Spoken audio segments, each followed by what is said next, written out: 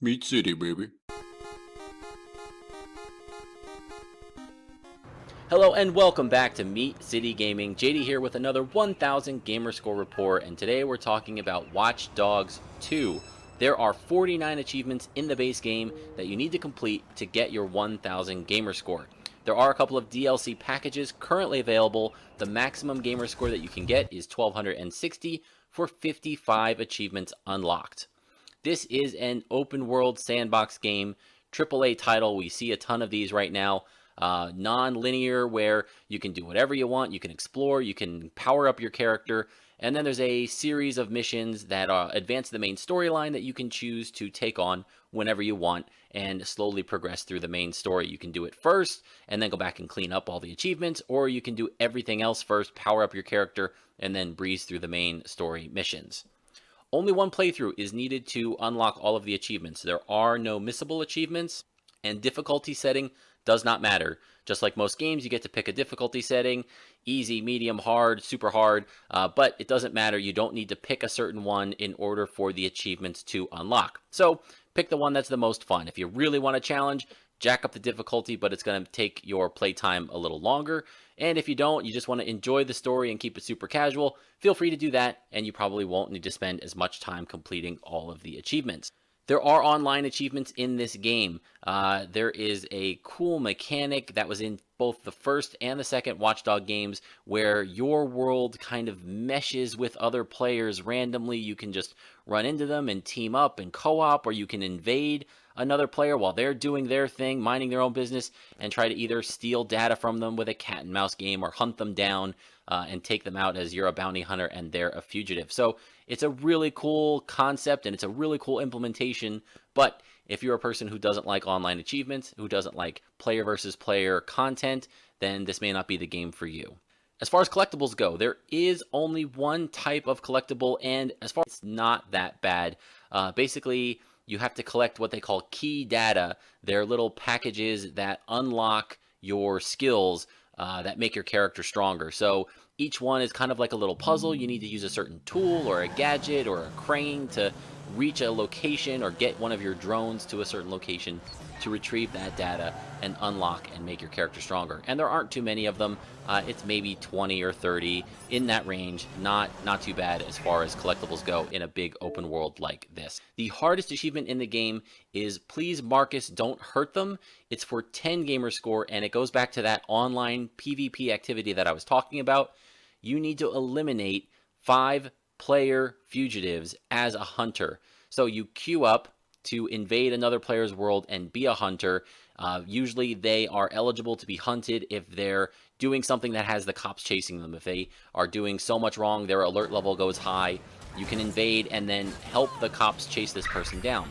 The problem is there can be multiple hunters, so it could be you and another player. There could be multiple players on the friendly team, so the target you're hunting could have a protector, and the police are all hunting this person too. And in order for the achievement to count, you need to be the person to get the final blow 5 times. If you enter the world and the police take out the target, you don't get any credit. You have to be the one to do it.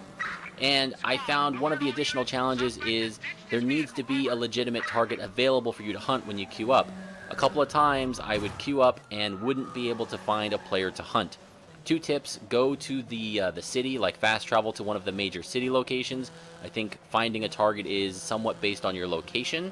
So go to the big kind of hub city areas, and also try on the weekends. I had much more success, found matches much faster on the weekend when I was trying to do this mission as opposed to during the week. So you can get it done. I would recommend you find a nice two-handed, steady assault rifle. Explosions are kind of tough. They didn't seem to do enough damage. I would get an explosion off on the car they were driving. The car would blow up, and the person would walk out and still be fine. So find a nice gun, stay at range, let the cops distract them, and then try and snipe the target when they're not paying attention, or run them over. But 5 times to get the achievement, hardest one in the game in my opinion. The most annoying achievement in the game is Hold My Hair. This is, again, just 10 gamer score to take a picture of someone vomiting. And this is the kind of achievement that you might complete in 30 seconds when you start trying, or you might just randomly find it. But for me, it was about 15 minutes. What you have to do, your phone which is kind of your hub, which allows you to access your abilities and call cars and take selfies and all that. You have to use the camera function on your phone to take a picture of an NPC throwing up as they're walking around.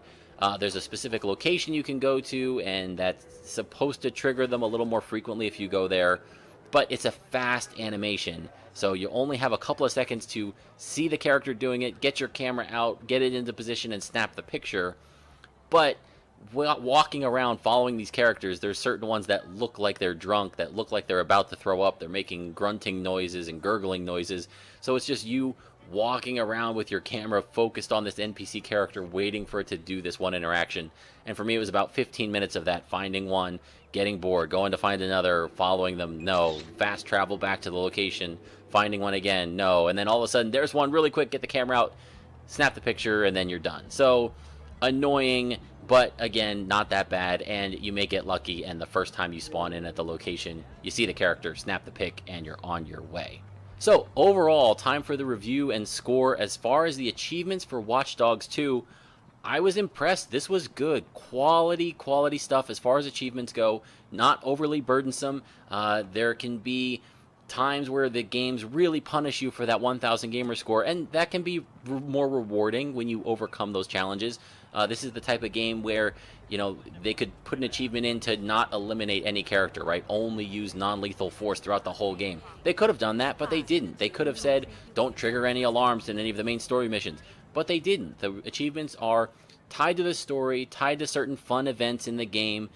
The online PvP stuff is a little annoying. That's a pet peeve of mine, but it's not too pervasive. There's not a lot of it. It's just a couple of missions that you've got to do in the online PvP realm. So overall, this was really good. Solid stuff for a AAA open world game. I'm going to go with a 9 out of 10. I didn't have any trouble. I didn't have any glitches. I didn't have any of those kind of issues or anything where I was pounding my head against the wall. The only slight knock is the online stuff and having a bit of trouble finding people during the week to do the hunting mission. But again, during the weekend, it was very fast. I was able to track people down and get that done in about an hour in the afternoon when I really dedicated some time to it. Hopefully you found this video useful. If you did, feel free to let me know in the comments below. I'd love to hear from you guys. Thank you for joining me, and I'll see you next time.